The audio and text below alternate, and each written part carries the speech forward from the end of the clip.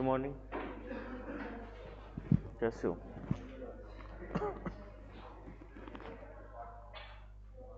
Motion में linear motion पढ़ लिया, सर्कुलर मोशन पढ़ लिया, ठीक है। सर्कुलर मोशन के अंदर सुनो भी,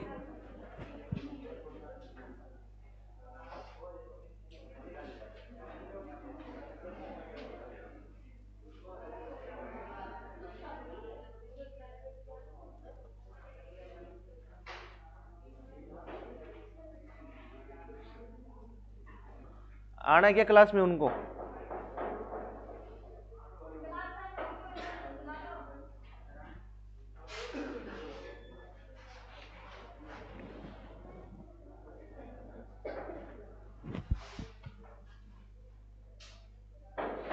थोड़ा सा पीछे का रिवाइज कर लेते हैं।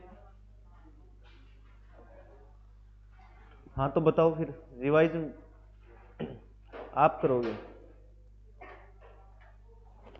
आप बताओ। सर्कुलर मोशन है वो एक्सेलरेटेड मोशन है या फिर नहीं है, ये बताओ आपसे।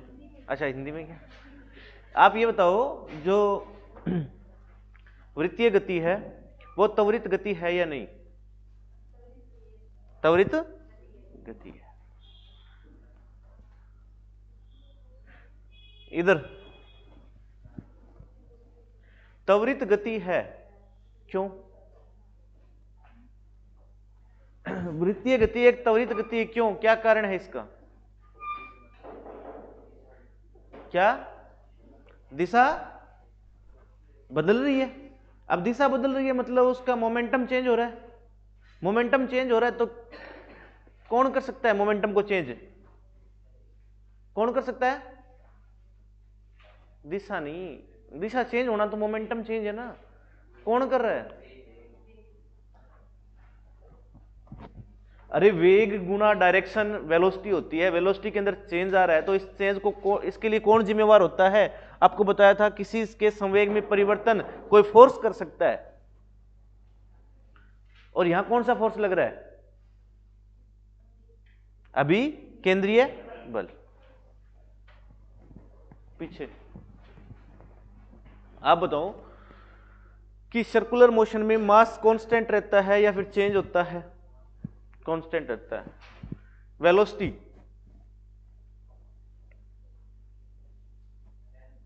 वेलोसिटी चेंज होती है, स्पीड सेम रहती है।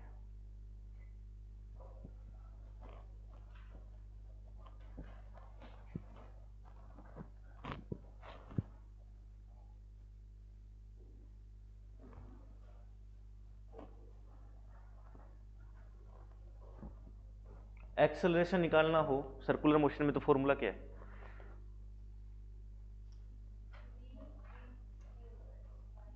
v स्क्वायर बाय ए। ठीक,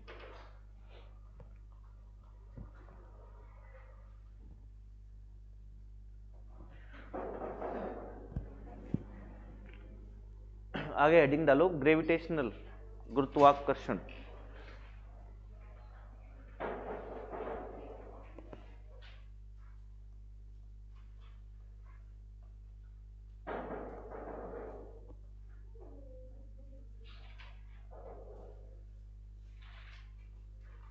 गुरुत्वाकर्षण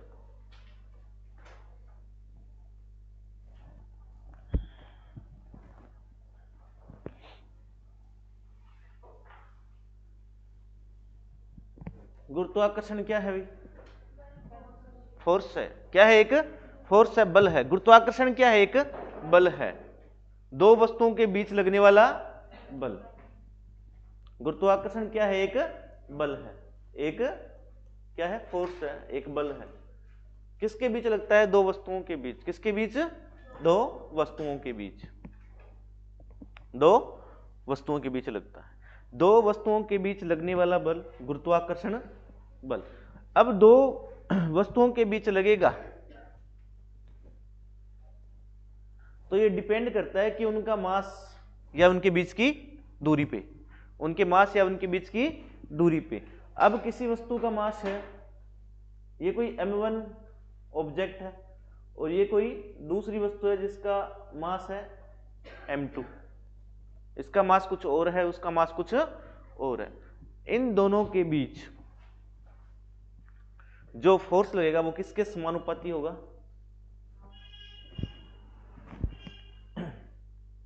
ग्रेविटेशनल फोर्स F से लिखते हैं। ये क्या होगा? ये डायरेक्टली प्रोपोर्शनल होगा किसके? समानुपाती किसके होगा? पहली वस्तु के मास के मल्टीप्लाई दूसरी वस्तु के मास के, डायरेक्ट। गुरुत्वाकर्षण बल दो वस्तुओं के बीच लगने वाला बल है, दोनों वस्तुओं के मास के गुणनफल के समानुपाती क्या होता है? गुरुत्वाकर्षण बल। यानी इन दोनों वस्तुओं का जितना मास होगा गुरुत्वाकर्षण बल उतना ज्यादा होगा, उतना ज्यादा होगा। m1 m2 यानी इस वस्तु का मास और इस वस्तु का मास मल्टीप्लाई, ये इसके समानुपाती होती है। मतलब ये ज्यादा आएगा तो फोर्स भी ज्यादा लगेगा, तो गुरुत्वाकर्षण बल भी ज्यादा। ये कम आएगा मान इनका तो गुरुत्वाकर्षण बल भी कम। तो डायरेक्टली प्रोपोर्शनल किसके होते हैं? लिखो गुरुत्वाकर्षण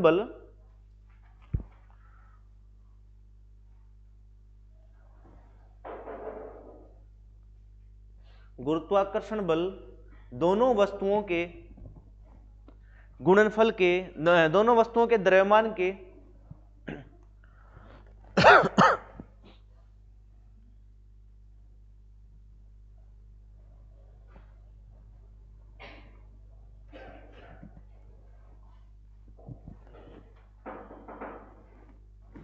गुरुत्वाकर्षण बल दोनों वस्तुओं के द्रव्यमान के, दोनों वस्तुओं के द्रव्यमान के गुणनफल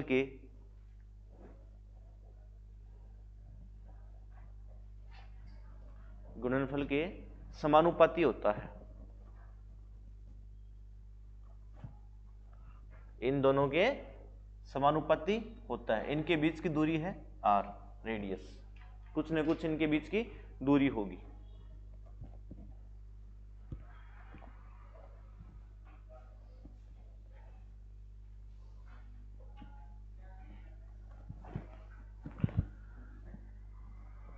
अब देखो, एक वस्तु है जिसका मास है 2 किलो, एक वस्तु है जिसका मास है 3 किलो, एक वस्तु है जिसका मास है 1 किलोग्राम, एक वस्तु है जिसका मास है 6 किलोग्राम, एक वस्तु है जिसका मास है 2 किलोग्राम और एक वस्तु है जिसका मास है 6 किलोग्राम। बताओ इनके बीच ज्यादा फोर्स लगेगा या इनके बीच?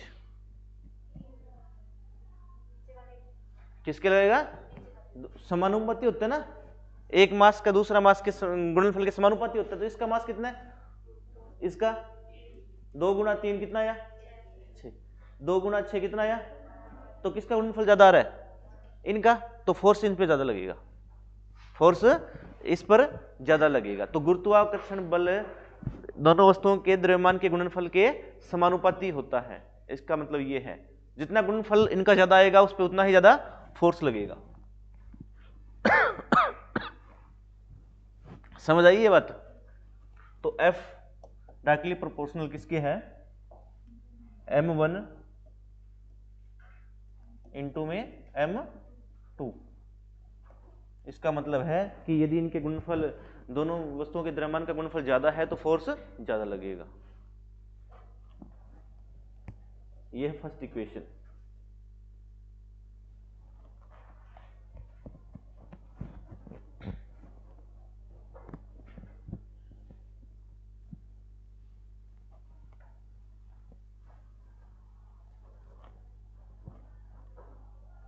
लिख लिया?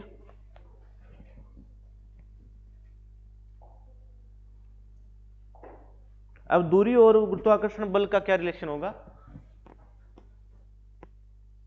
अब ये कोई वस्तु है m1 और ये वस्तु है m2 जिसका मास कुछ और है। इसके बीच क्या है? ये रेडियस क्या है? r से डिनोट करते हैं दूरी, इनके बीच की दूरी। तो बीच की दूरी को क्या मानते हैं? r। दोनों वस्तुओं के बीच की दूरी, दोनों वस्तुओं के बीच की दूरी क्या मानोगे? r।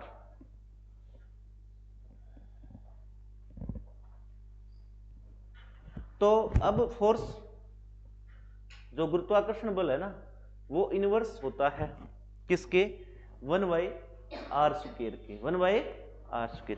अच्छा r क्या है यहाँ,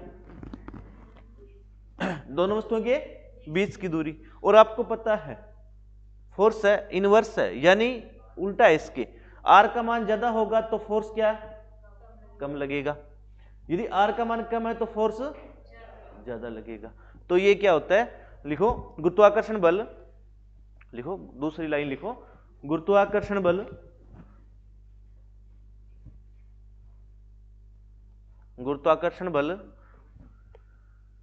दो वस्तुओं के बीच की दूरी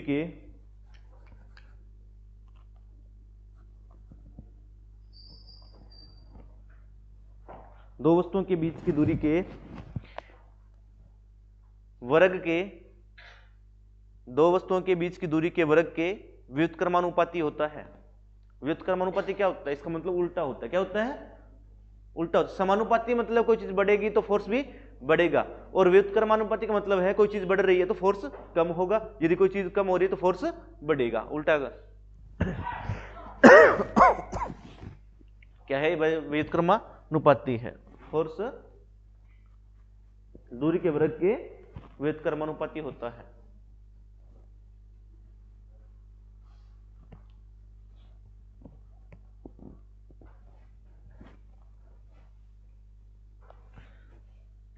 ये लिख लिया क्या, सेकंड इक्वेशन,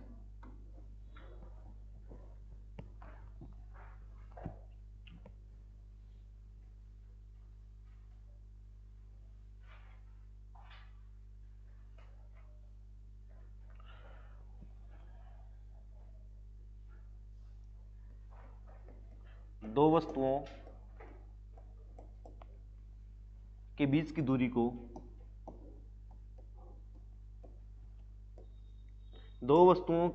दूरी को पहले से 2 गुना कर दें तो गुरुत्वाकर्षण पहले गुरुत्वाकर्षण के कितना गुना होगा, तो गुरुत्वाकर्षण बल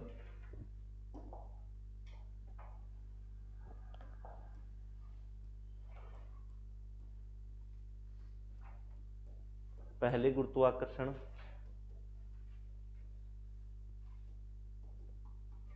बल कितना गुना होगा,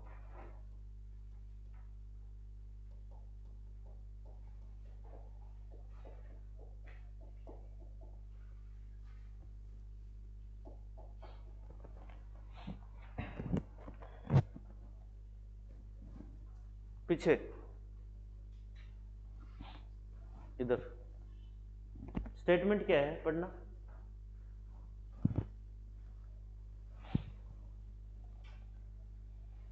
सिर्फ जिसको बोले वही पढ़ेगा, बाकी अपना पढ़ लो लेकिन शो नहीं करना, ठीक है। दो वस्तुओं के बीच की दूरी पहले से 2 गुना कर दे तो गुरुत्वाकर्षण बल पहले गुरुत्वाकर्षण बल के कितना गुना होगा, ये पूछा है, बताओ।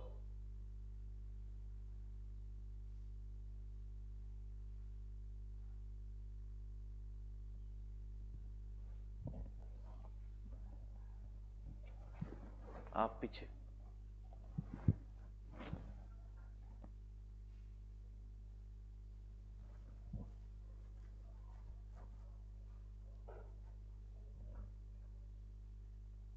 कितना होगा, बोलो, आपसे पूछ रहा हूं, 2 आप बताओ, आधा होगा, कितना होगा पीछे, कितना, 4 गुना, अंकित 1/4 होगा। देखो क्या कह रहा है ये कि दूरी पहले से 2 गुना कर दी तो फोर्स इनवर्सली होता है दूरी के, तो 2 का 2 गुना कर दी तो 2 दूनी 4, तो फोर्स क्या होगा इनवर्स 1/4, तो पहले कितना होगा 1/4, यानी 4 बढ़ रहा है तो फोर्स 4 1/4 कम हो जाएगा, तो पहले का 1/4 हो जाएगा, यानी कम हो जाएगा। यानी पहले 40 न्यूटन लग रहा था, अब कितना लगेगा? 10 न्यूटन। समझ आई? 1/4। समझ आई क्या? आई क्या? ठीक है, तो फिर एक का आंसर और देना।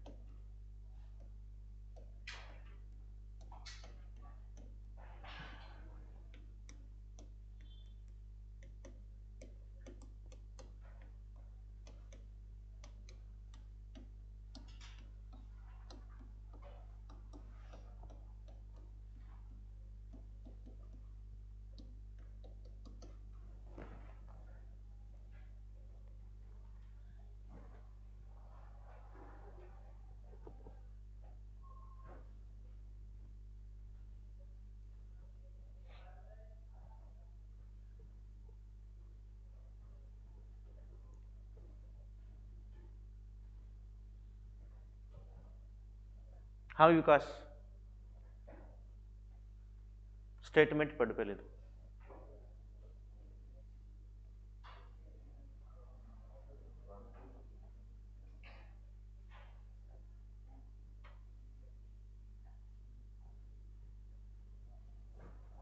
विकास कितना आएगा?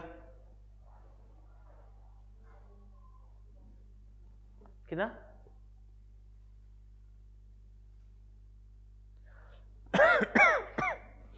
कितना आएगा?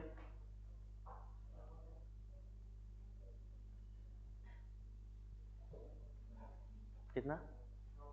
9/1 नहीं, 9 गुना। 9/1 मतलब 1 मायने नहीं रखता, तो 9 गुना हो जाएगा डायरेक्ट। ठीक है, कितना आएगा? 9 गुना। पहले कितना आएगा? 9 गुना आएगा।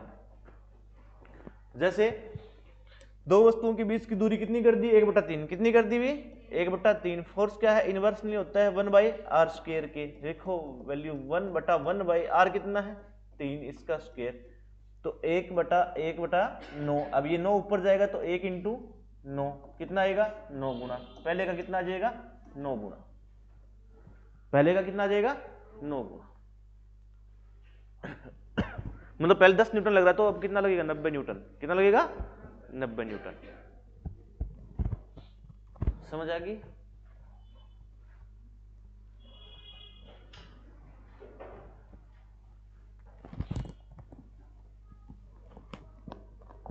इक्वेशन फर्स्ट क्या है?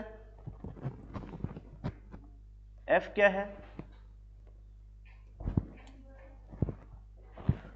F क्या है? m1 × m2। ये इक्वेशन कौन सी है? फर्स्ट। सेकंड इक्वेशन क्या थी आपके पास? सॉरी, इधर डायरेक्टली प्रोपोर्शनल था ना। और सेकंड इक्वेशन क्या थी? इनवर्स क्या है? 1/r²। ये कौन सी इक्वेशन है? दूसरी। कौन सी इक्वेशन है? दूसरी। अब दोनों इक्वेशन को मिलाएंगे तो आपके पास क्या निकल के आएगा?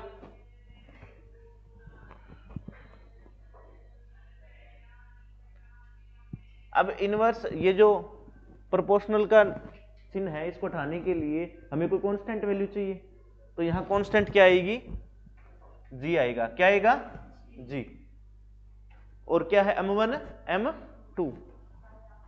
m1 m2 भाग में क्या है? r²। ये किसका फॉर्मूला आपके पास आया है? गुरुत्वाकर्षण बल का। किसका आया है? गुरुत्वाकर्षण बल का। किसका आया है?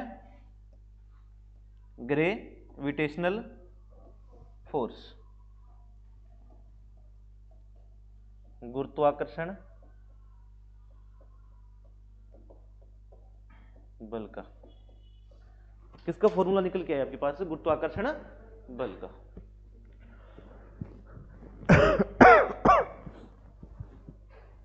गुरुत्वाकर्षण बल का। अब देखो आपसे यूनिट पूछ ले गुरुत्वाकर्षण बल की।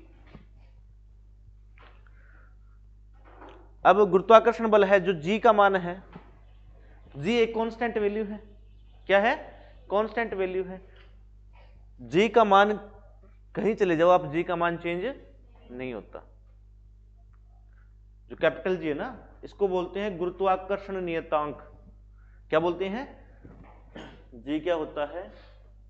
गुरुत्वाकर्षण नियतांक। इसको बोलते हैं ग्रेविटेशनल कांस्टेंट। क्या बोलते हैं? Gravitational constant. इसका मान कहीं नहीं बदलता।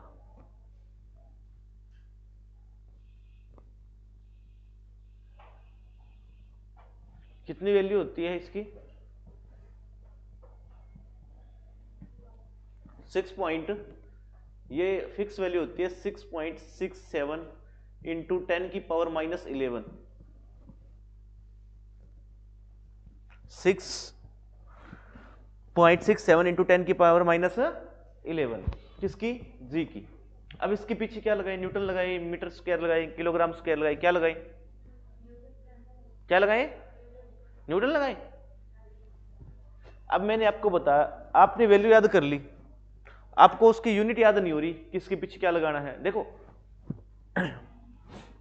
वैल्यू तो हर कोई याद रखता है, लेकिन आपको ऑप्शन कैसे देगा वो? 6.67 इंटू 10 की पावर माइनस 11 न्यूटन। 6.67 इंटू 10 की power minus 11 newton metre. 6.67 into 10 की power minus 11 newton metre square kilogram square. याद देगा 6.67 इंटू 10 की power minus 11 metre square by newton kilogram square. तो क्या बताओगे आप इसमें से फिर?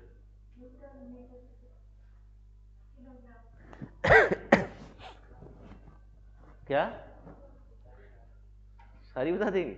देखो एक बात देखो, यूनिट आपको निकालनी है, ये तो याद हो जाएगा 6.67 इंटू 10 की पावर माइनस 11 हो जाएगा ना। ये फॉर्मूला आपको याद हो जाएगा, फॉर्मूला तो याद हो जाएगा गुरुत्वाकर्षण बल का। इन दो वस्तुओं के द्रव्यमान के गुणनफल के समानुपाती, यानी m1 m2 by are square. और एक इसको इनवर्स को हटाने के लिए क्या ले अपन? कांस्टेंट वैल्यू जो है जी। क्या है? जी, ग्रेविटेशनल कांस्टेंट। अब बताओ इसकी यूनिट निकालनी है, इसकी यूनिट निकालनी है ना, तो ये इस साइड ही रख लो जी। इधर क्या है? एफ है। जी इधर रख लिया, ये m1 m2 अपॉन में है, और नीचे क्या है? डिवाइड में आर स्क्वायर। तो इधर जाएगा तो आर स्क्वायर क्या हो जाएगा? ऊपर। और m1 m2 कहां जाएगा? नीचे। यही बात है, ये आएगा। और फोर्स को किस में मापते हो? न्यूटन में। रेडियस को किस में मापते हो? रेडियस को मीटर में। तो मीटर स्क्वायर बाई क्या है? मास। कितनी बार है? 2 बार। तो मास को किस में मापते हो?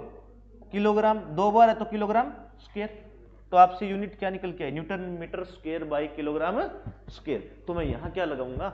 6.67 इंटू 10 की power minus 11 newton metre square by kilogram square. जो यूनिट ना निकलती है, फॉर्मूला याद हो ना, जैसे इस फॉर्मूले में इसकी यूनिट निकालनी है तो इसको यहां रखो, और इधर ले जाओगे तो ये मास क्या आएगा? डिवाइड में, और रेडियस ऊपर चली जाएगी, और फोर्स के मल्टीप्लाई में होगी रेडियस। तो फोर्स का यूनिट क्या है? न्यूटन, और रेडियस मीटर में, मीटर स्क्वायर बाय 2 मास है, मल्टीप्लाई प्रोडक्ट में है, क्या आ जाएगा? Kilogram square. तो 6.67 इंटू 10 की power minus 11 newton metre square by kilogram square. ये क्या है? जी की वैल्यू है। ये इतनी ही रहती है, चाहे आप चांद पे चले जाओ, चाहे आप बृहस्पति ग्रह पे चले जाओ, चाहे आप कहीं चले जाओ,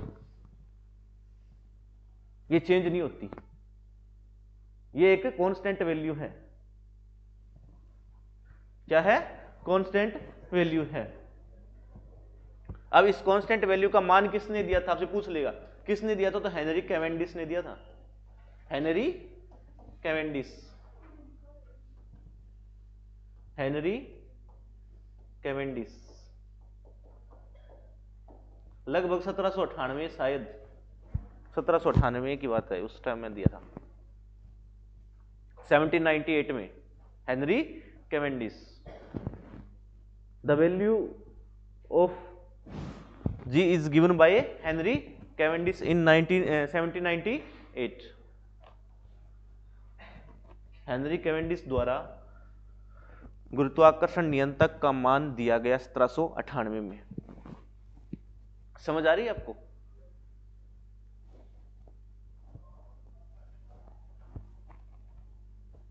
सत्रह सौ 98।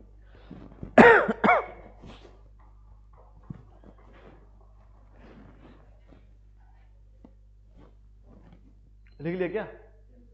अब जी की यूनिट निकालनी हो तो निकाल लोगे, मात्रक निकालना हो वैल्यू याद कर लोगे 6.67 इंटू 10 की power -11 newton metre square by kilogram square. समझ आई ये बात?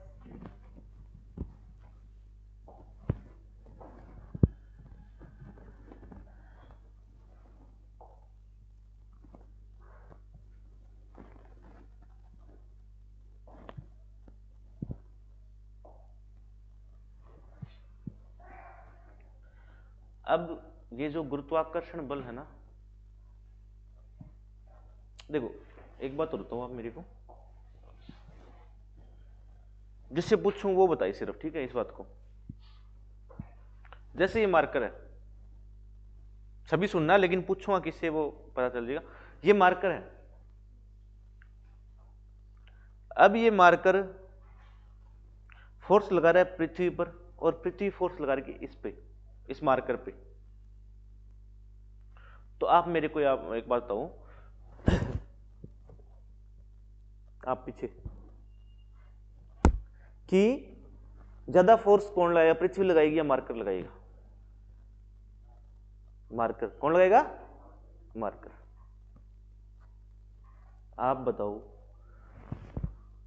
ये मार्कर है, पृथ्वी भी इस पे फोर्स लगा रही है, ये भी पृथ्वी पे फोर्स लगा रहा है, ज्यादा फोर्स कौन लगाएगा? पृथ्वी। कौन लगाएगी? कौन लगाएगी?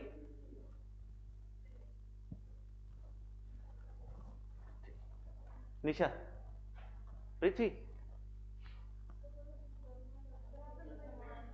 हाँ तो फिर पृथ्वी क्यों बोल रही हो? पहले ही बता दिया मैंने कि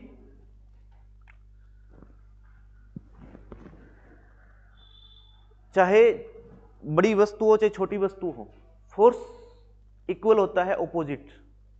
थर्ड लॉ मोशन बताया था ना, तो दीवार पे आप फोर्स लगाओगे, दीवार पे मुक्का मार के देखना जोर से, जितना तेजी से आप लगाओगे ना उतना ही दीवार आप पे फोर्स लगाएगी, ठीक है? बराबर फोर्स लगता है हमेशा। अब मान लो ये मार्कर जो पृथ्वी पर फोर्स लगा रहा है ना, उतना ही पृथ्वी इस मार्कर पर लगा रही है। ये अलग बात है कि पृथ्वी इसके पास नहीं आ रही, लेकिन ये जा रहा है क्योंकि इसका मास क्या है? कम है, इसका मास ज्यादा है, उसके कारण। अब आप सेब तोड़ो पेड़ से, तो सेब नीचे आएगा ना या पृथ्वी ऊपर जाएगी? लेकिन मान लो 50 न्यूटन सेब फोर्स लगा रहा है पृथ्वी पर, तो पृथ्वी भी कितना न्यूटन फोर्स लगा रही है? 50 न्यूटन ही लगा रही है, लेकिन टूटकर सेब नीचे आएगा। क्यों? मास कम है पृथ्वी के मुकाबले, ठीक है? तो इक्वल फोर्स और ऑपोजिट लगते हैं। Third law motion, third law पढ़ाया था ना आपको। तो ग्रेविटेशनल जो रूल फॉलो करता है वो किस रूल को फॉलो करता है? थर्ड लॉ मोशन के, थर्ड लॉ मोशन के, यानी इक्वल और ऑपोजिट फोर्स लगते हैं, इक्वल और ऑपोजिट फोर्स लगते हैं। अब पृथ्वी सूर्य के चारों ओर चक्कर लगा रही है, किसके कारण? ग्रेविटेशनल फोर्स के कारण। किसके कारण? ग्रेविटेशनल फोर्स का। और वही ग्रेविटेशनल फोर्स किसका काम करता है? सेंट्रीपिटल का। कल बताया था ना, अभिकेंद्रीय बल का। किसका काम करता है? अभिकेंद्रीय बल का। अब यहां पर सन ज्यादा फोर्स लगा रहा है या पृथ्वी सन पर ज्यादा फोर्स लगा रही है? दोनों इक्वल लगा रही है। ऐसे नहीं है सन ज्यादा लगा रहा है पृथ्वी को घुमा रहा है, कहीं ऐसे कह दो, ऐसा नहीं है, ठीक है? सन जितना लगा रहा है, जैसे 100 न्यूटन सन लगा रहा है तो पृथ्वी भी 100 न्यूटन सन पर लगा रही है। समझ आई ये बात? गुरुत्वाकर्षण बल के बारे में लिखो,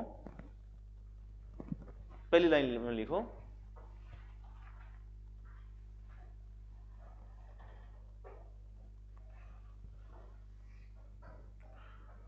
गुरुत्वाकर्षण बल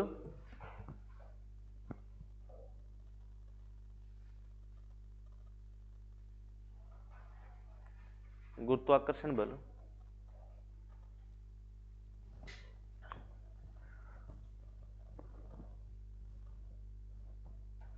दो बिंदु के समान द्रव्यमान के बीच ही कार्य करता है। दो पॉइंट जिनका मास है ना बिल्कुल ही छोटे कण, यानी पॉइंट मास यानी बिंदु के द्रव्यमान के बीच ही कार्य करता है, मतलब बिल्कुल छोटे वस्तुओं के बीच ही कार्य करता है, बिल्कुल ही छोटे वस्तुओं के बीच कार्य करता है। कौन? गुरुत्वाकर्षण बल। या तो बिल्कुल पॉइंट मास होगा ना, उनके बीच कार्य करेगा, या फिर जो गोलीय पिंड होते हैं ना, जो गोलीय पिंड जो अधिक लंबी दूरी पे होते हैं उनके बीच कार्य करता है, जैसे सन और अर्थ के बीच। ठीक है, तो दूसरी लाइन लिखो, गुरुत्वाकर्षण बल गोलीय पिंडों जिनके बीच दूरी बहुत अधिक है,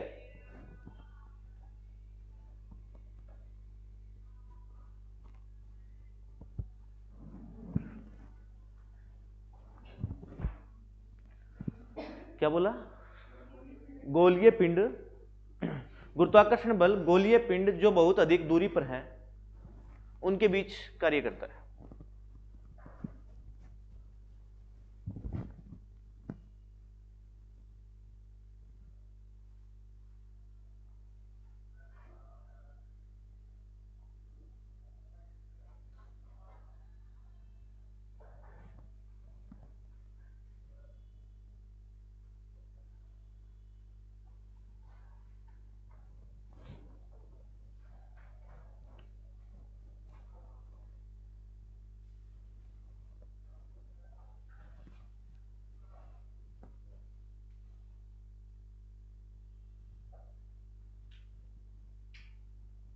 लिख लिया क्या?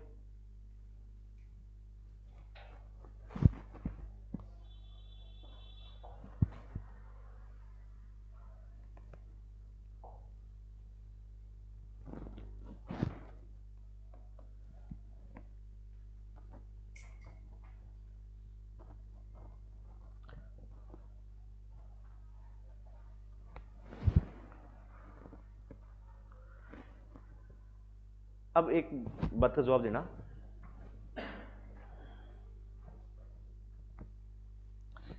कि मान लो मैं इस हाइट से, मान लो ये हाइट है कुछ, मान लो आप मतलब 3-4 फीट की, मतलब जैसे भी, ठीक है, मैं यहां से दो वस्तुओं के नीचे गिराता हूं, एक तो मार्कर है मान लो, एक तो मार्कर मान लो, और एक मान लो आप फोन है। ठीक है, पहले नीचे कौन जाएगा? कौन जाएगा? कौन जाएगा? नहीं, नहीं। जैसे मैं, आप 1 किलोग्राम की एक चीज लेना, एक लेना 3 किलोग्राम की, पहले नीचे कौन जाएगी?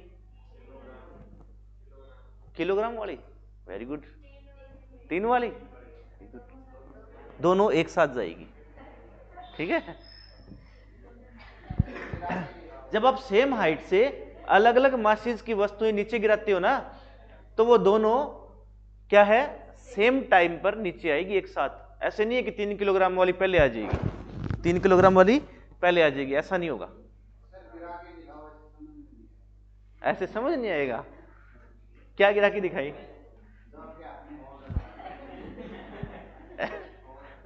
अच्छा, फोन, क्या फोन गिरा देंगे भी,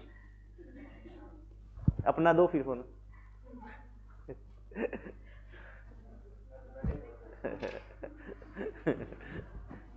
देखो, आपसे पूछ ले कि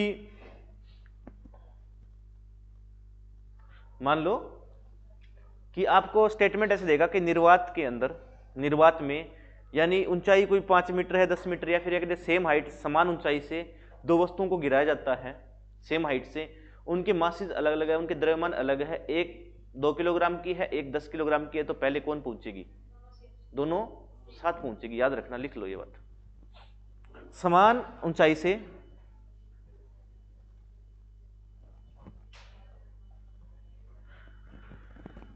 समान ऊंचाई से निर्वात लिख लेना आगे, निर्वात एक नाम जरूर लिखना, निर्वात वैक्यूम, जहां एयर भी ना हो, जहां एयर भी ना हो। निर्वात में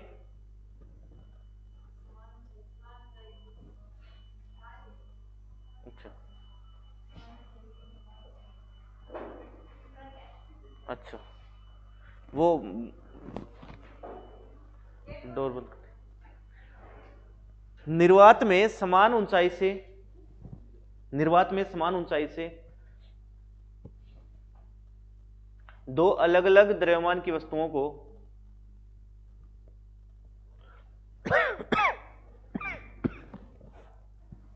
दो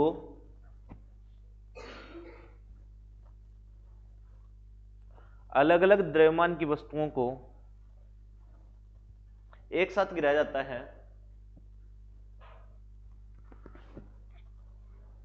एक साथ गिराया जाता है, तो दोनों वस्तुएं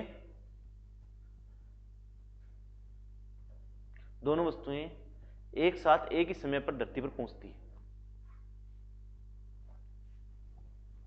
दोनों वस्तुएं एक साथ ही धरती पर पहुंचती है, एक साथ ही धरती पर पहुंचती है। उसका पूछने का तरीका कैसे होगा?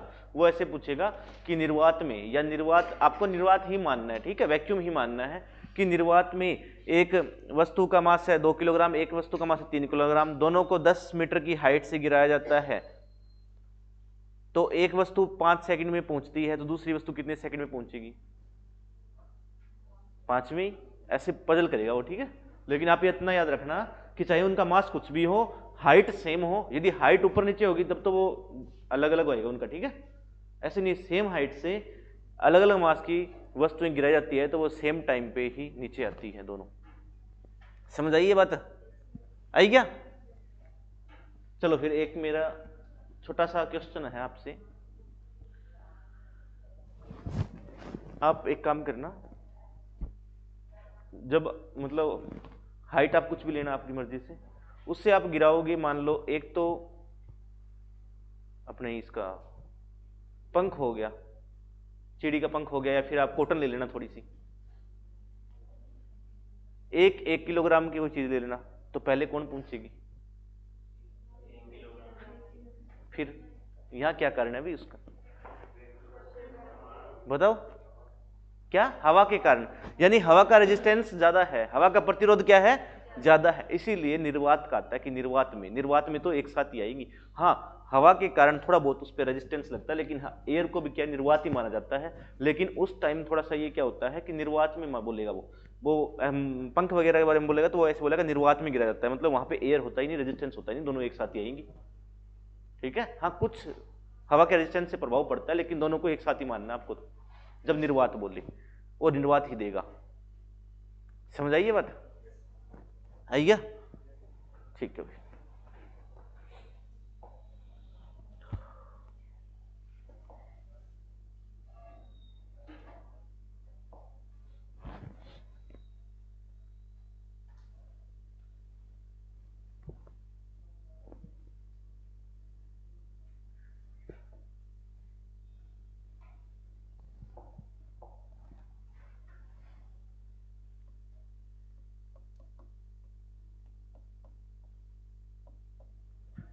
अब ये कोई 1 किलोग्राम की वस्तु है, यानी ऑब्जेक्ट है 1 किलोग्राम की, ठीक है, सेम हाइट है। एक को तो मैं इसे नीचे की तरफ गिरा हूं, ठीक है, एक को मैंने कुछ वेलोसिटी दे दी, ऐसे फेंका, मतलब ऐसे फेंका, मतलब वेलोसिटी दे दी, ऐसे फेंका, एक को ऐसे फेंका, तो बताओ ये टाइम मतलब 2 सेकंड ले रही है, टाइम देखो ये ले रही है समय 5 सेकंड का, कितने सेकंड का, तो ये कितना टाइम लेगी, u वेलोसिटी से मैं इसको डाल रहा हूं, यानी इसको कुछ वेग दे दिया मैंने। अब बताओ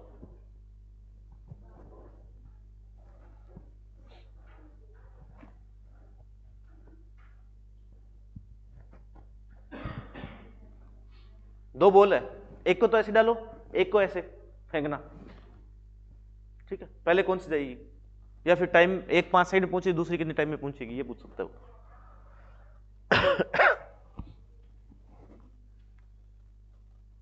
ऑप्शन दूं क्या, ये वाली पहले पहुंचेगी, ऑप्शन सुन लो। 5 सेकंड आपको टाइम दे दिया ना, आपका ऑप्शन है, दूसरी के मामले में पूछ रहा हूं कि दूसरी कब पहुंचेगी, कितनी देर में पहुंचेगी, ठीक है, इसके रिलेटेड में पूछ रहा हूं। पहला ऑप्शन है 2.5 सेकंड में, दूसरा ऑप्शन है 10 सेकंड में, तीसरा ऑप्शन है 0 सेकंड, चौथा ऑप्शन है नन ऑफ दीज। कितने सेकंड में, 2.5 सेकंड में, कितने सेकंड में, अच्छा ऐसे फेंकोगे 2.5 सेकंड में पहुंचेगी, वो ऐसे डालोगे 5 सेकंड में, वो टाइम ज्यादा लेगी, वो कम लेगी है 10 सेकंड में, यानी वो टाइम ज्यादा लेगी। देखो अच्छा जी का मान कितना होता है, स्मॉल जी का मान पूछा है मैंने, पहली बात तो स्मॉल जी का मान कितना होता है, 9.8 मीटर प्रति सेकंड स्क्वायर, ये नहीं पता था। गुरुत्वीय त्वरण जो मतलब पृथ्वी अपनी ओर अट्रैक्शन कर रही है, अपनी ओर खींच रही है। अब ये मार्कर आप यहां से गिरोगे ना, गिराओगे इसको, तो ये जो मार्कर है ना, मतलब पृथ्वी अपना फोर्स लगा रही है, इसको खींच रही है, ये नीचे जाएगा, तो हर एक मीटर है ना, जो हर एक मीटर मतलब प्रति सेकंड में, 1 सेकंड में 9.8 मीटर की स्पीड इसकी बढ़ती जाएगी, ठीक है। जी का मान होता है 9.8 मीटर प्रति सेकंड स्क्वायर। मतलब कोई वस्तु आप ऊपर फेंको तो वो नीचे आएगी ना, तो हर सेकंड में उसकी स्पीड क्या होगी, एक टाइम 9.8 होगी, दूसरे टाइम उसकी दुगनी, उसकी तिगनी, ठीक है, 9.1 सेकंड, हर सेकंड में बढ़ती रहेगी, तेजी से नीचे आएगी। अब मान लो आपने कोई वस्तु यहां गिराई और यहां से गिराई, मतलब 1 सेकंड बाद वो वस्तु आ गई यहां,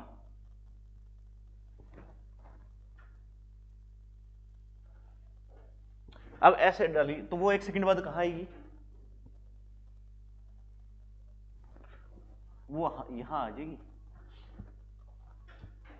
ठीक है। मतलब अगले सेकंड में वो वस्तु आ गई यहां, मान लो इधर वाली कहां आएगी, यहां आएगी, फिर यहां आ गई तो वो कहां आएगी, ठीक है। चाहे वस्तु को ऐसे गिरो चाहे ऐसे गिराओ, सेम टाइम में एक साथ ही दोनों वस्तु साथ नीचे गिरती है, समझ आ गई। चाहे आप उसको ऐसे गिरा रहे हो या ऐसे गिरा रहे हो, एक वस्तु को ऐसे गिराया, एक बॉल को ऐसे गिराया, एक को ऐसे, दोनों एक साथ ही जाएगी नीचे, ठीक है। इसको कुछ वेलोसिटी दे दी, लेकिन ये 1 सेकंड में इतना आई, तो ये कहां तक आ जाएगी, यहां तक कवर कर जाएगी। मतलब जी का मान चेंज तो नहीं हो रहा यहां, मतलब हर 1 सेकंड में 9.8 मीटर स्पीड बढ़ेगी ना, तो ये यहां आएगा, तो ये यहां तक पहुंच जाएगी कितने में, मतलब वो आगे भी जाएगी और साथ में नीचे भी आएगी, मतलब उस पर फोर्स लग रहा है जी का मान, ग्रेविटेशनल। समझ आई ये बात। तो आपको बस इतना याद रखना है कि दो वस्तुओं जिनका मास अलग अलग हो, वो दोनों एक साथ गिराई जाती है तो एक साथ ही धरती पर पहुंचती है, चाहे वो मतलब दोनों को ऐसे ही डाल दो, चाहे वो ऐसे, ठीक है, कैसे भी। समझ आई ये बात।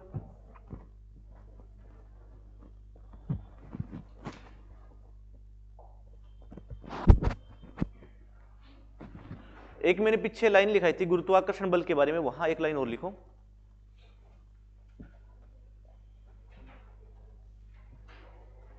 गुरुत्वाकर्षण बल,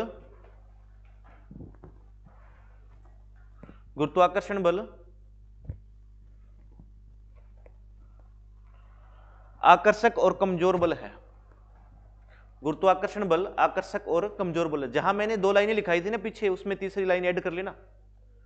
गुरुत्वाकर्षण बल आकर्षक और दुर्बल बल है। यानी ब्रह्मांड का सबसे कमजोर बल कौन सा है? गुरुत्वाकर्षण बल। कौन है? गुरुत्वाकर्षण बल। तो लिखो गुरुत्वाकर्षण बल आकर्षक और मतलब अट्रैक्ट करता है, एक दूसरी वस्तुओं को अट्रैक्ट करता है, आकर्षक है, और कैसा है? दुर्बल। कैसा है? दुर्बल। मतलब बहुत ही वीक फोर्स है। क्या है? वीक फोर्स है। किसके लिए ये वैलिड है? ये सिर्फ पॉइंट मासेस, बिल्कुल ही छोटे बिंदु जैसे साइज के वस्तुओं पे, या फिर जो दूर दूर है। ठीक है, जैसे यहां मैं भी तो हूं, यहां टेबल भी है, क्या हमारे बीच लग रहा है गुरुत्वाकर्षण बल? नहीं लग रहा। क्यों? क्योंकि बहुत ही वीक फोर्स है। ठीक है, तभी तो आपको लाइन लिखाई थी कि पॉइंट मासेस के लिए वैलिड है ये सिर्फ। और या फिर लंबी मतलब बहुत बड़े गोलीय पिंड जो बहुत दूरी पर हो, जैसे सन कितनी दूर है? बहुत दूर है, उसके केस में ये गुरुत्वाकर्षण बल वैलिड है। ठीक है, जैसे आप हो, मैं हूं, हमारे बीच ये फोर्स नहीं लगेगा ग्रेविटेशनल। ठीक है, तो ये वीक फोर्स होता है। कैसा होता है? Weak force. अब फिर ग्रेविटेशनल लगता तब तो ये फोन और मार्कर ऐसे रख ही ना पाते, ये तो अट्रैक्ट करते ना, फिर तो हर वस्तु अट्रैक्ट करती। लिख लिया क्या?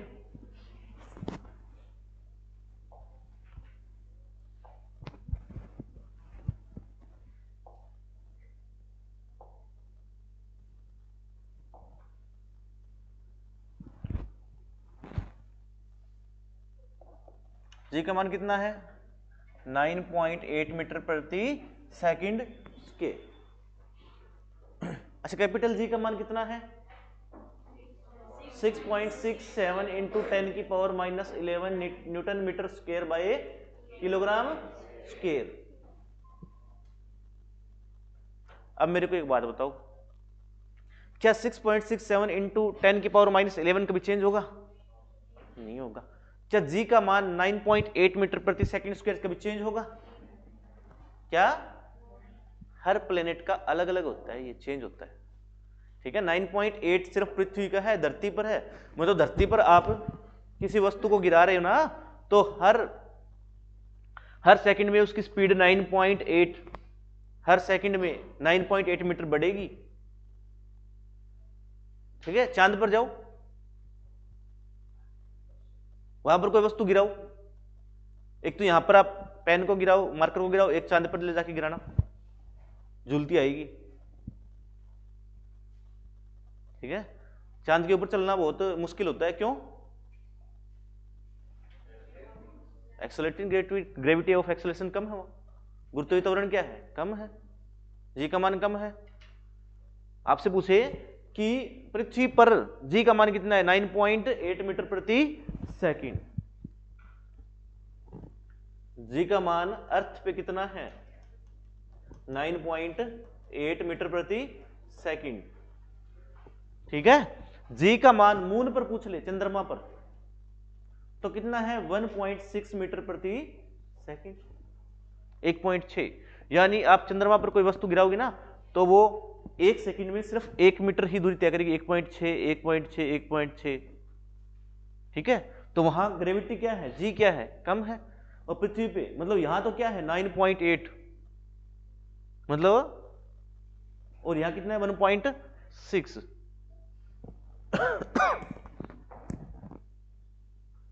समझ आ गई है? मतलब हमारे अर्थ के ऊपर जो जी का मान है, वो चंद्रमा पे जो ग्रेविटी है ना, उसका 6 गुना है। कितना गुना है? 6 गुना। तो आप ये भी कह सकते हो कि जो अर्थ है ना, अर्थ के कंपेयर में जो चंद्रमा पे जी का मान है वो कितना? 1/6 है। कितना है? 1/6। 9.8 को मैं डिवाइड करूंगा 6 से तो 1.6 आएगा। ठीक है, यानी 1/6 है। मून की ग्रेविटी अर्थ के कंपेयर में कितनी है? 1/6। कितनी है? 1/6। जुपिटर बृहस्पति पे कितनी है?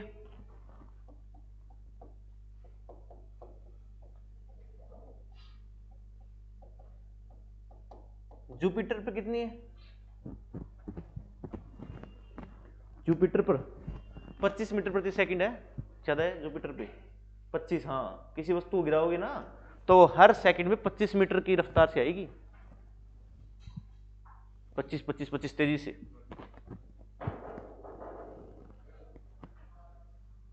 तो जी का मान अलग अलग है। स्मॉल जी का मान यानी ग्रेविटी जो एक्सेलरेशन है यानी गुरुत्वीय त्वरण जो है उसका मान अलग अलग पाया जाता है, अलग अलग ग्रह का अलग अलग होता है।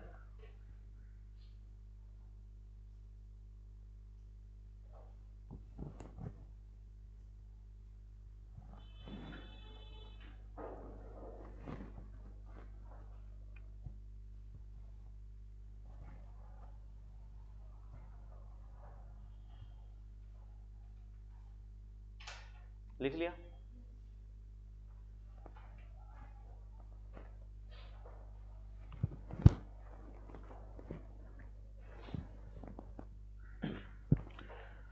अब ये जी का मान है, पृथ्वी पर कितना है? 9.8 मीटर प्रति सेकंड स्क्वायर। और ग्रह का अलग अलग है, यानी अलग ग्रह अलग है। उनका क्यों है अलग अलग? उनके मास के आधार पे, उनके रेडियस के आधार पे, ठीक है, डिपेंड करता है रेडियस पे, मास पे, ठीक है। अब देखो अर्थ पर कितना है? 9.8 मीटर पर सेकंड। मतलब इसका मतलब समझ गए ना आप? जी का मान मतलब कोई वस्तु को आप गिरा रहे हो तो वो हर एक सेकंड में 9.8 की स्पीड से नीचे आएगी।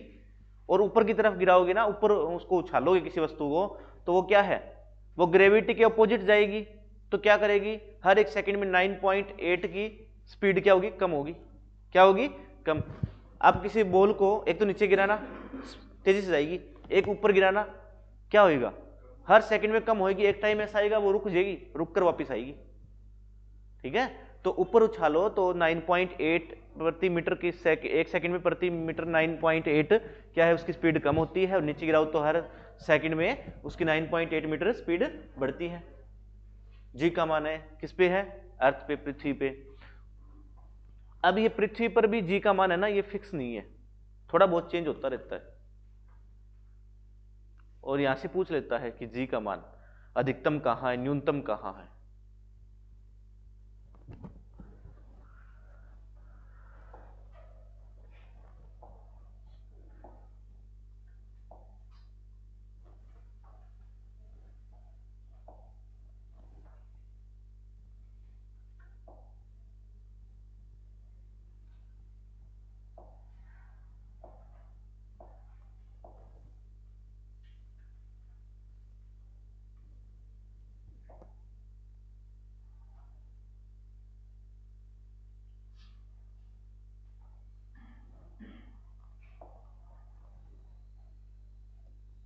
ये है अर्थ हुई, पृथ्वी।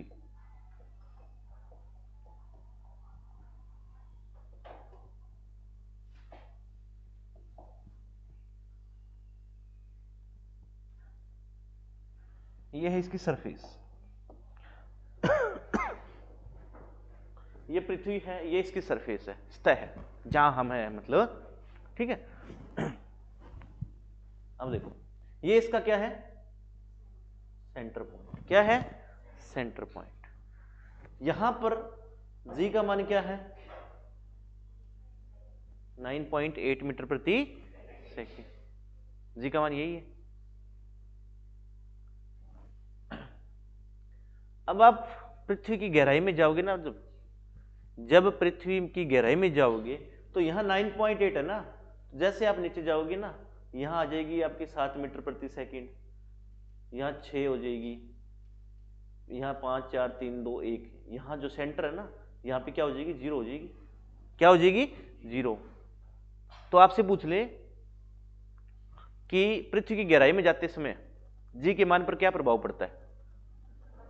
जी का मान कम होता है।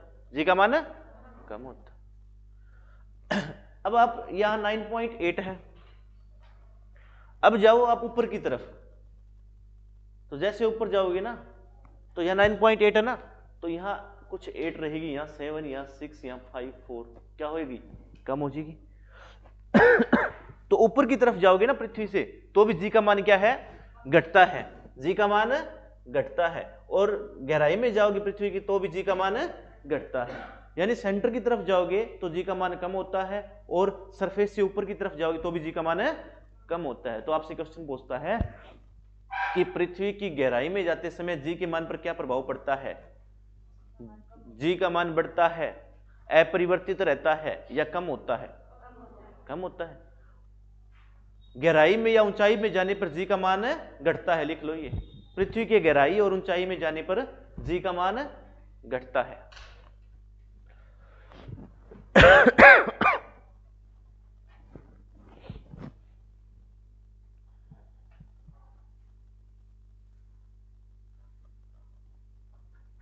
पृथ्वी के गहराई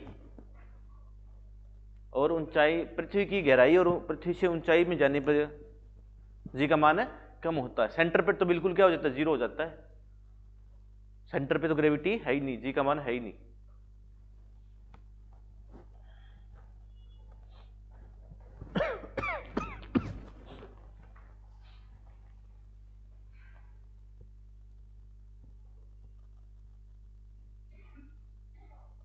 लिख लिया अभी।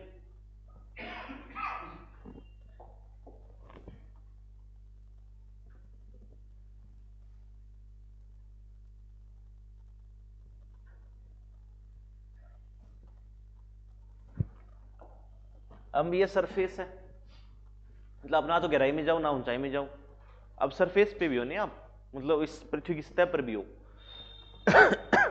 तो भी क्या है, जी का मान घटता रहता है। मतलब घटता क्या, कहीं कम होता है कहीं ज्यादा होता है,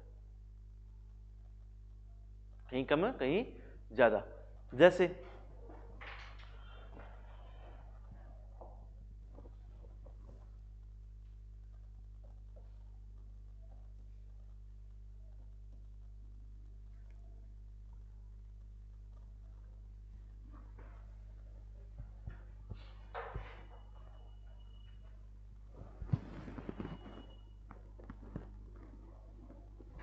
देखो, मतलब रेडियस ज्यादा होगी तो जी का मान, और रेडियस कम होगी तो जी का मान ज्यादा होगा, क्या होगा, ज्यादा। अच्छा,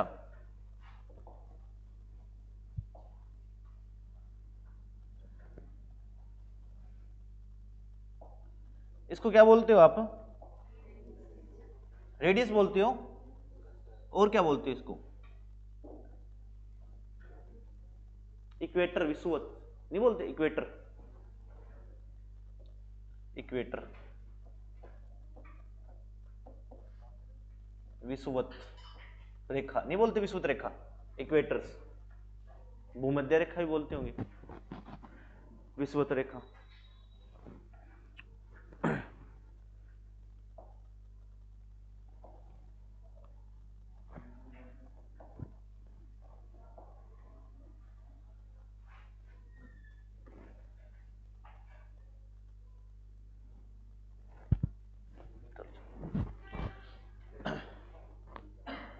अब इसको क्या बोलते हो, पोल, ध्रुव, क्या बोलते हो, pole, north pole, south pole, north pole, south pole. यहां आर का मान क्या है, इसके मुकाबले आर क्या है, ज्यादा है, आर क्या है, ज्यादा है, तो जी का मान क्या होगा, कम, जी का मान क्या होगा, कम। तो विषुवत रेखा पर जी का मान क्या होता है, कम होता है, लिख लो ये बात।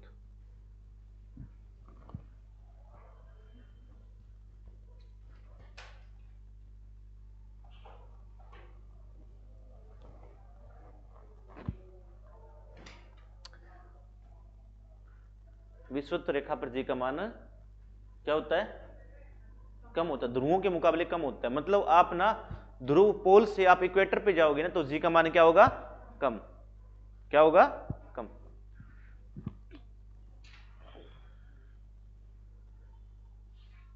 बस सब छोड़ दो।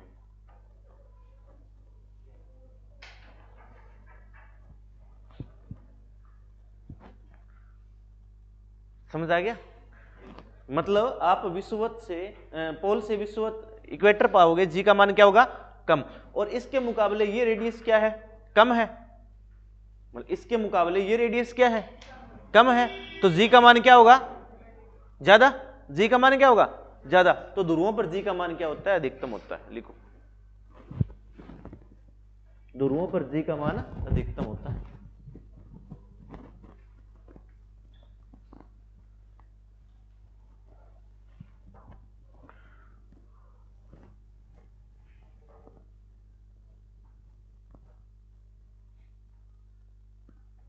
ध्रुवों पर जी का मान अधिकतम होता है।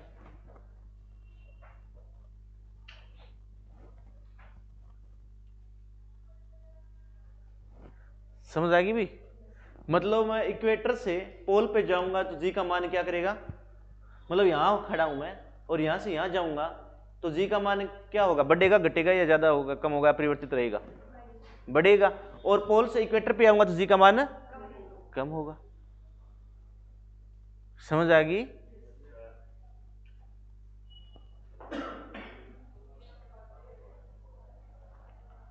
अच्छा रुक जाओ 10-15 मिनट और। अरे इसके बाद आपको छोड़ देंगे, ठीक है?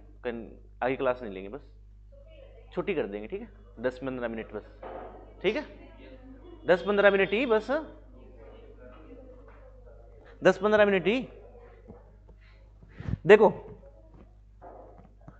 मेरी बात सुनो, यदि पृथ्वी घूर्णन करना बंद कर दे, पृथ्वी घूमना बंद कर दे,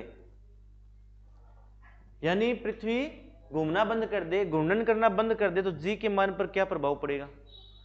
जी का मान घटेगा, बढ़ेगा, क्या करेगा? क्या?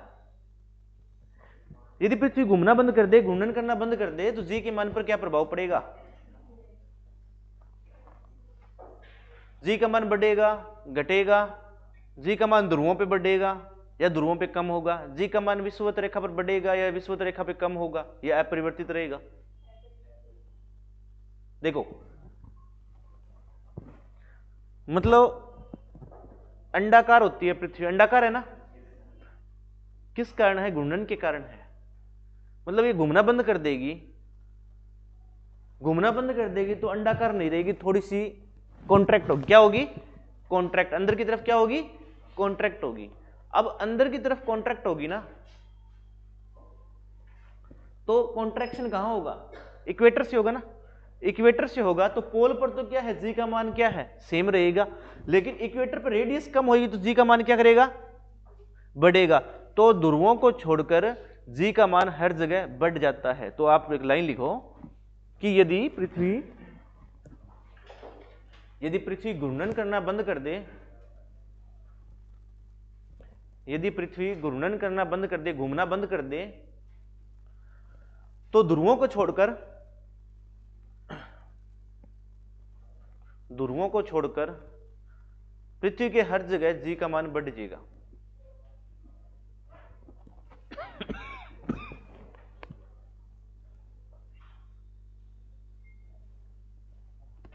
तो ध्रुवों को छोड़कर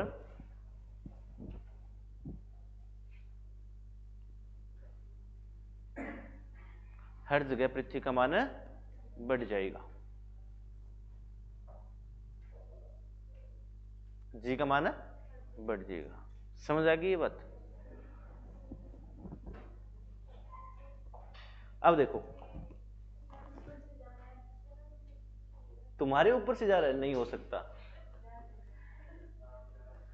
अच्छा एक बस, एक तो होता है द्रव्यमान, एक होता है वेट, भार।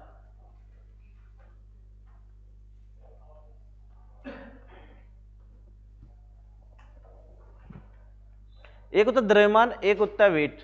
किस किस को कंफ्यूजन है मास और वेट में? कंफ्यूजन नहीं है मास और वेट में? है ना? मास और वेट में कंफ्यूजन है या नहीं है? मास क्या होता है? आप का वेट कितना है? आपका वेट कितना है? 50 केजी। सभी का अलग अलग है, मतलब एक रैंडमली मान के चलें कि जैसे कोई भी, जैसे मेरा ही ले लो, कितना वेट है मेरा? कितना? 70 प्लस मतलब 70 मान लो आप। 70 क्या है? 70 किलोग्राम। तो किलोग्राम में तो अपन मास मापते हैं, किलोग्राम में तो मास मापते हैं, मतलब मेरा 70 क्या है? किलोग्राम मास है, वेट नहीं है, भार नहीं है मेरा। वेट क्या होता है? भार क्या होता है? देखो, एक तो होता है मास, द्रव्यमान। द्रव्यमान क्या होता है? जैसे आपने मतलब 1 किलो चीनी ली, क्या ली? 1 किलो चीनी। मान लो 1 किलो चीनी में, और एक आपने ली 3 किलो चीनी, ज्यादा पार्टिकल किस में होंगे? 3 किलो वाली में। मतलब है ये पदार्थ की मात्रा को बताता है। किसको बताता है? पदार्थ की मात्रा को, पदार्थ की मात्रा को, क्वांटिटी ऑफ मैटर, पदार्थ की मात्रा को बताता है। जैसे आप मान लो, चाहे आप 1 किलो लड्डू ले लो, ठीक है, 1 किलो लड्डू ले लिए और 5 किलो लड्डू ले लिए। अच्छा, 1 किलो लड्डू में जो 10 लड्डू आए और 5 किलो में 50 आए, तो पदार्थ की मात्रा किस में ज्यादा है? तो मास किसका ज्यादा है? मतलब है क्वांटिटी, मात्रा बताता है, पदार्थ की मात्रा बताता है मास। और वेट क्या होता है? वेट होता है, जैसे मान लो 1 किलोग्राम मास की कोई वस्तु है, उस पे अर्थ भी क्या है? फोर्स लगा रही है। क्या कर रही है? फोर्स लगा रही है। और आपको पता है कि अर्थ कितना फोर्स लगा रही है, मतलब कितनी उसकी ग्रेविटी में चेंज कर रही है? जी, कितना जी? जी 9.8 मीटर प्रति सेकंड। अभी मार्कर छोड़ूंगा मैं तो नीचे जाएगा ना, मतलब अपने तरफ खींच रही है ना, किस स्पीड से? 9.8 से। मतलब मैं इसको क्या मानूं? 10 मान लूं। क्या मान लूं? 10 मान लूं। तो जी का मान 10 है। मतलब किसी वस्तु, तो भार क्या है? ये क्या है? ये एक फोर्स है। क्या है? बल है। मतलब कैसा बल है? यानी पृथ्वी लगा रही है। क्या लगा रही है? पृथ्वी। अब मान लो 2 किलोग्राम मास की कोई वस्तु है। अच्छा, पहले ये बताओ कि फोर्स होता क्या है? फोर्स क्या होता है? मास गुणा में एक्सेलरेशन, यही बताया था। द्रव्यमान गुणा में त्वरण, m इंटू ए। अच्छा, जब आप मतलब कोई ड्राइव नहीं कर रहे, राइड नहीं कर रहे, तो वहां तो ए अलग अलग होता है, लेकिन नहीं कर रहे तो वहां तो जी का मान एक ही है ना। जो पृथ्वी की ग्रेविटी है, जी का मान कितना है? 9.8। 9.8 मतलब पृथ्वी हमें खींच रही है 9.8 की स्पीड से अपनी तरफ। तो यहां फोर्स क्या आ जाएगा? फोर्स क्या आएगा? m इंटू, यहां ए नहीं है, जी है। क्या है? जी। तो भार क्या है? एक फोर्स है। भार क्या है? एक बल है। यदि मैं पूछूं, अब मैं कह दूं कि जैसे मेरा मास कितना है? 70 किलोग्राम। मेरे अंदर वेट कितना होगा? तो मास गुणा में ग्रेविटी, जी। m कितना है? m कितना है? 70। जी कितना है? 10। और वेट कितना आ गया? 700।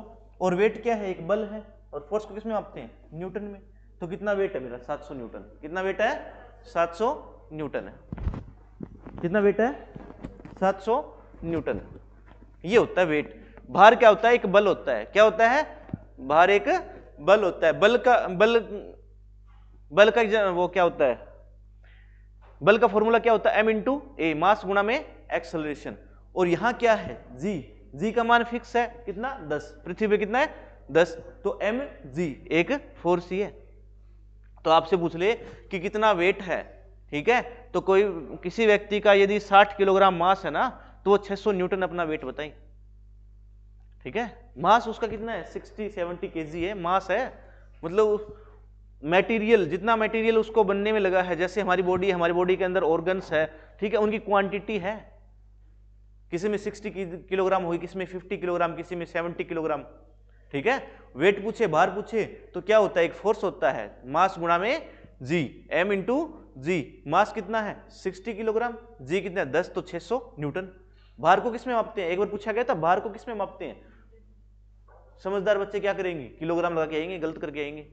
भार को किस में, फोर्स में, फोर्स न्यूटन, किस में मापते हो, न्यूटन में। और मास को किलोग्राम, मास को किलोग्राम। अच्छा एक बात और, बस थोड़ा ही रहे तो, बस 2 मिनट। अरे यहां से क्वेश्चन आते हैं फिर ये छोड़ दोगे तुम, देखो। अच्छा एक बात सुन लो, अब मेरी बात सुनना कि मान लो किसी वस्तु का मास 60 किलोग्राम है। क्या है, मास 60 किलोग्राम है। आपसे क्वेश्चन क्या पूछेगा, 60 किलोग्राम या 50 किलोग्राम जो भी हो, 60 किलोग्राम मास द्रव्यमान की कोई वस्तु है, चंद्रमा पर ले जाएं तो उसका मास कितना रहेगा। ऑप्शन आपके पास है, ए 10 किलोग्राम, बी 6 किलोग्राम, सी 60 किलोग्राम, डी 0 शून्य। यदि 60 किलोग्राम मास की द्रव्यमान की कोई वस्तु है, उसे चंद्रमा पर ले जाएं, अर्थ पर ले जाएं, तो वहां पर उसका मास कितना रहेगा, कितना रहेगा, कितना 6 10 6 10 6 10 कितना रहेगा पीछे, कितना 6। अंकित 10 10 10 कितना 10 कितना। अच्छा एक बात बताओ, मतलब मून के ऊपर, चंद्रमा के ऊपर साइंटिस्ट गए है ना, गए है ना, गए तो है ना। क्या वो अपना हाथ यहां छोड़ के गए थे या फिर कान वगैरह हाथ छोड़ के गए थे, हैं? अरे उसकी जो क्वांटिटी है मटेरियल की, मतलब जैसे उसकी बॉडी है, उसका मास तो वही रहेगा। मास कभी बदलता है क्या, 60 ही रहेगा। यही तो गलत करके आते हो। तो कोई आपसे पूछ ले कि कोई वस्तु 60 किलोग्राम की है या 50 किलोग्राम की है, तो पृथ्वी पे ले जाओ, चाहे उसे जुपिटर बृहस्पति पे ले जाओ, उसके द्रव्यमान पे कोई प्रभाव नहीं पड़ता। वो 60 किलोग्राम की है तो वो 60 किलोग्राम की ही रहेगी। ठीक है। अच्छा अब ये सोचो, मैंने बताया मास के बारे में, मतलब मटेरियल क्वांटिटी है, यानी कोई साइंटिस्ट गया है, उसका मतलब फिर तो 6 किलोग्राम, यानी वो अपना हाथ कान पांव यहीं छोड़ के गया है। ठीक है, तो मास कभी नहीं बदलता। एक लाइन लिख लो कि किसी ग्रह पर चले जाओ, द्रव्यमान कभी नहीं बदलता। मास नेवर बी चेंज, द्रव्यमान नहीं बदलता।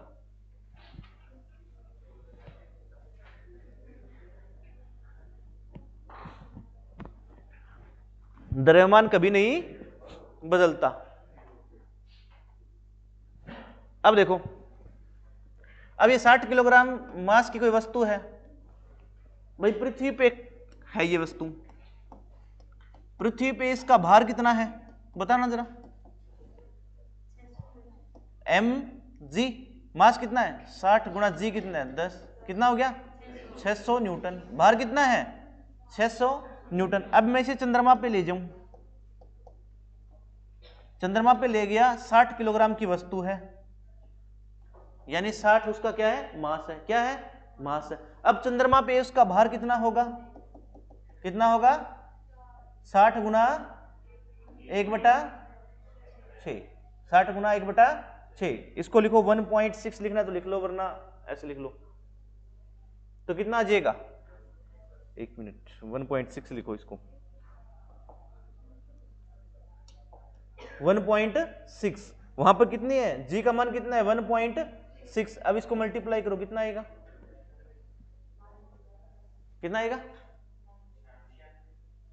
96 आएगा क्या, देख लेना मल्टीप्लाई करके एक बार। 96 आएगा क्या, 96 न्यूटन।